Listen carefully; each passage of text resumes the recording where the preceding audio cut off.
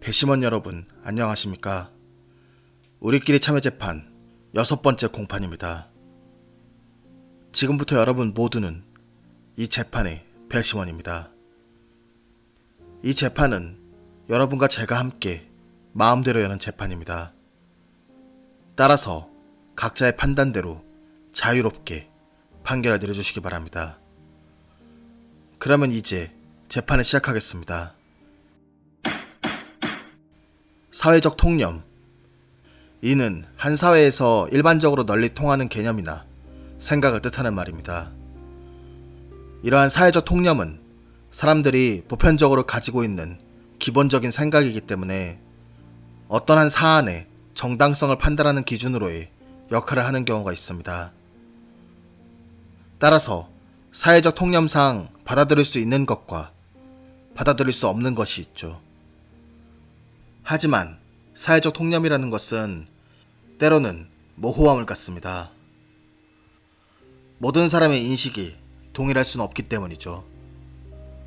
오늘은 이러한 사회적 통념이라는 것이 재판에 어떻게 적용되는지 살펴보려고 합니다. 그러면 바로 오늘 사건에 대한 이야기를 해보도록 하겠습니다. 오늘 배심원 여러분들과 함께 생각해볼 사건은 2,400원 버스 운전기사 횡령 사건입니다.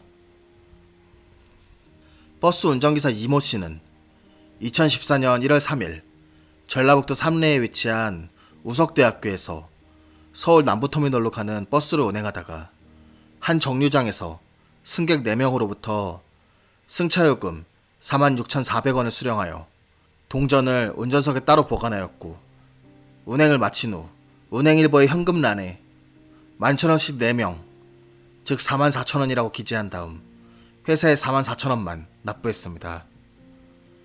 이에 회사는 이 씨가 고의로 2,400원을 누락시켰다고 보고 징계위원회를 열어 해고 처분을 내렸습니다. 이 씨 측은 해고 처분이 부당하다며 해고 무효 확인 소송을 제기했습니다. 오늘은 이 씨에 대한 해고 처분이 정당한 것인지 판단을 내려주시면 됩니다. 이 씨 측은 2,400원을 내지 않은 것은 그동안의 관행에 따라 잔돈을 따로 분류해놓고 큰돈만 입금시키고 나중에 잔돈을 미수금 명목으로 일부에 적어둔 이후에 회사에 따로 내면 되는 것을 깜빡한 것이라고 주장했습니다. 즉, 잔돈 처리 과정에 실수였다는 것이었습니다. 또한 자신은 미수금이라고 일부에 기록한 것으로 기억하고 있었는데 나중에 회사에서 횡령을 했다며 사규에 따라 처리하겠다고 연락이 왔다고 합니다. 이에 이 씨는 당시 교통사정이 좋지 않아 배차 시간을 맞추느라 서두르는 과정에서 중간에 신장투석까지 해야 하는 터라 시간이 촉박해 정신이 없어 실수를 한 것 같다고 밝혔습니다. 그러면서 1998년부터 17년간 버스를 운전하면서 단 한 차례도 운송 수익금을 착복한 일이 없으며 다른 사유로도 징계를 받은 적이 없다며 자신의 결백을 주장했습니다. 하물며 2,400원을 남기자고 그랬겠느냐며 반문을 하기도 했습니다. 그리고 설령 횡령이라고 하더라도 이 정도의 사유로 해고를 한다는 것은 과한 처사이며 비슷한 시기에 3차례에 걸쳐 800원을 횡령한 다른 운전기사가 정직 1개월 처분을 받은 것에 비하면 해고 처분은 형평성에 어긋난 처분이라고 주장했습니다. 한편 버스 회사 측은 이 씨가 잔돈이라고 주장한 2,400원 중 1,000원은 동전이 아닌 지폐였으며 동전을 회사에서 제공한 현금 수납용 봉투에 넣지 않고 운전석 왼편에 따로 보관하고 있었던 점을 보면 착복의 고의성이 있다고 주장합니다. 또한 당시 승객들이 탑승한 정류장은 공단 앞이었고 실제로 탑승한 승객들이 40, 50대 여성들과 요금을 받지 않는 어린이였던 점을 감안하면 11,000원인 학생요금으로 착각했을 가능성도 거의 없다고 밝혔습니다. 따라서 이번 사안은 금액의 많고 적음이 문제가 아니라 버스 운전기사와 회사 사이의 기본적인 신뢰의 문제이며 단체협약, 취업규칙, 종업원 징계 규정, 노사합의서 등에 따르면 버스 운전기사의 운송수익금 횡령 행위에 대한 징계로 해고만 규정해 놓았기 때문에 이에 따라 처벌을 내린 것이라고 버스 회사는 주장합니다. 자, 지금까지 양쪽의 주장을 들어봤습니다. 여러분은 어느 쪽의 주장이 타당해 보이시나요? 그러면 이 사건에 대한 실제 재판부의 판단을 알아볼 시간입니다. 먼저 1심 재판부는 버스기사 이씨의 손을 들어주었습니다. 일단 1심 재판부는 이씨가 2,400원을 미납한 것은 착오에 의한 것이 아니라 횡령에 해당한다는 점을 인정했습니다. 하지만 해고는 근로관계를 단절하는 가장 무거운 징계에 해당하는데 버스 운전기사 이씨가 1998년부터 버스 운전기사로 근무하는 동안 운송수익금 관련 문제가 발생한 것이 처음인 점, 2,400원이라는 횡령 금액이 상당히 적은 금액에 해당한다는 점, 이씨가 다른 사유로도 징계를 받은 적이 없었던 점을 볼 때 버스 운전기사 이씨에게 사회통념상 고용관계를 계속할 수 없을 정도로 책임 있는 사유가 있었다고 보기 어렵다고 1심 재판부는 판단했습니다. 또한 재판부는 비슷한 시기에 3회에 걸쳐 800원을 횡령한 다른 운전기사가 정직 처분을 받은 데에 비해 1회 횡령으로 해고 처분을 내리는 것은 징계의 형평성에도 반한다고 지적했습니다. 따라서 재판부는 버스 회사에게 이씨를 10일 이내에 복직시키고 해고 기간 받지 못했던 2,380만원의 임금을 배상하라고 판결합니다. 하지만 2심 재판부는 1심을 파기하고 버스 운전기사 이씨의 청구를 기각했습니다.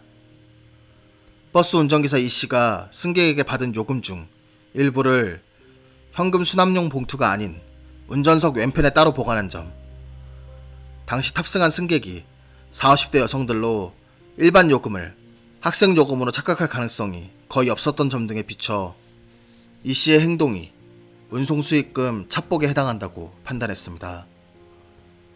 또한 버스 회사는 승객들이 내는 요금 이외에는 별다른 수입원이 없으므로 운송수익금의 관리를 전적으로 맡고 있는 버스 운전기사가 운송수익금을 전액 버스 회사에 납부하리라는 기대는 버스 운전기사에 대한 신뢰의 기본을 두고 있고, 버스 운전기사 이씨가 운송수익금 중 일부를 횡령한 것은 그 액수에 다 과를 불문하고 버스 회사에 대한 위와 같은 기본적인 신뢰를 저버리는 중대한 위반 행위에 해당하는 점, 버스 운전기사 이씨가 횡령한 요금이 2,400원에 불과하더라도 이씨가 버스 운전기사로서 요금을 관리하고 있는 이상 기본적으로 그 횡령액이 소액일 수밖에 없고, 소액의 버스 요금을 주된 수입원으로 하고 있는 버스 회사로서는 소액의 운송수익금 횡령행위도 사소한 위반행위로 간주할 수는 없을 것으로 보이는 점, 버스 회사의 단체협약, 취업규칙, 종업원 징계규정, 노사합의서에 의하면 버스 운전기사의 운송수익금 횡령행위에 대한 징계로는 해고만이 규정되어 있어 이씨의 운송수익금 횡령행위가 인정되는 이상 원칙적으로 해고만이 가능한 점, 나아가 노사합의에 따라 위와 같은 징계 양정이 마련된 이상 이를 존중하는 것이 타당해 보이는 점 등을 종합하여 볼 때 비록 이씨가 회사의 운전기사로 근무하면서 운송수익금과 관련하여 징계 처분을 받은 전력이 없고 이씨의 횡령액이 소액이라고 하더라도 이번 횡령행위는 사회통념상 고용관계를 계속할 수 없을 정도로 책임있는 사유에 해당한다고 범위 상당하므로 이씨의 해고는 정당하다고 재판부는 판단합니다. 한편 2심 재판부는 징계의 형평성에도 반하지 않는다는 결론을 내렸습니다. 정직 처분을 받은 다른 버스 운전기사의 경우 자신의 잘못을 인정하고 선처를 호소하는 등의 태도를 보인 반면 이씨는 해고의 부당성을 주장하면서 이 사건 해고가 노조에 대한 탄압과 관련이 있다는 취지의 언급을 하는 등 여러 차례 언론과의 인터뷰나 1인 시위 등을 하여 이씨와 버스 회사 사이의 신뢰관계가 회복할 수 없을 정도로 훼손되었다고 판단한 것이었습니다. 버스 운전기사 이씨는 2심의 판단에 불복, 상고를 했으나 대법원은 2심 재판부의 판단에 하자가 없다며 버스 운전기사 이 씨의 상고를 기각했습니다.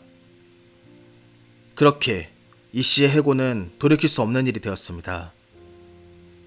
이 사건에 대한 판결이 나자 당시 재판부의 판결에 대해 많은 논란이 있었습니다. 100원도 횡령은 횡령이라며 이렇게 작은 횡령도 엄하게 처벌해야 큰 돈을 횡령하는 것을 처벌할 수 있다는 주장도 있었지만 단돈 2,400원 때문에 아내와 세 자녀의 생계를 책임지고 있는 가장에게 철퇴를 내리는 것이 맞는 것이냐는 의견이 대부분을 차지했습니다.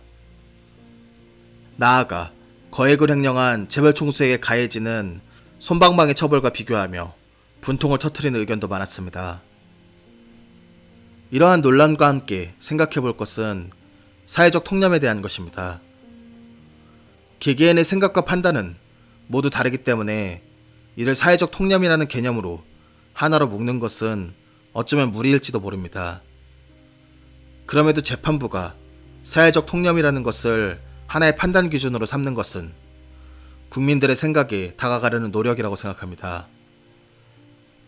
하지만 1심 재판부는 사회적 통념에 따라 고용관계를 계속할 수 없을 정도로 책임 있는 사유가 있었다고 보기 어렵다고 판단을 내렸고 2심 재판부는 사회적 통념에 따라 고용관계를 계속할 수 없을 정도로 책임 있는 사유에 해당한다고 봤습니다. 1심과 2심 재판부는 모두 사회적 통념이라는 기준을 내세웠지만 그 판단은 엇갈렸습니다. 여러분은 이에 대해 어떻게 생각하시나요? 여러분이 이 씨의 해고 처분에 대해 어떤 판단을 내리셨는지 궁금합니다. 그럼 저는 우리끼리 참여 재판 7번째 공판으로 찾아뵙겠습니다. 이상 참맛이었습니다.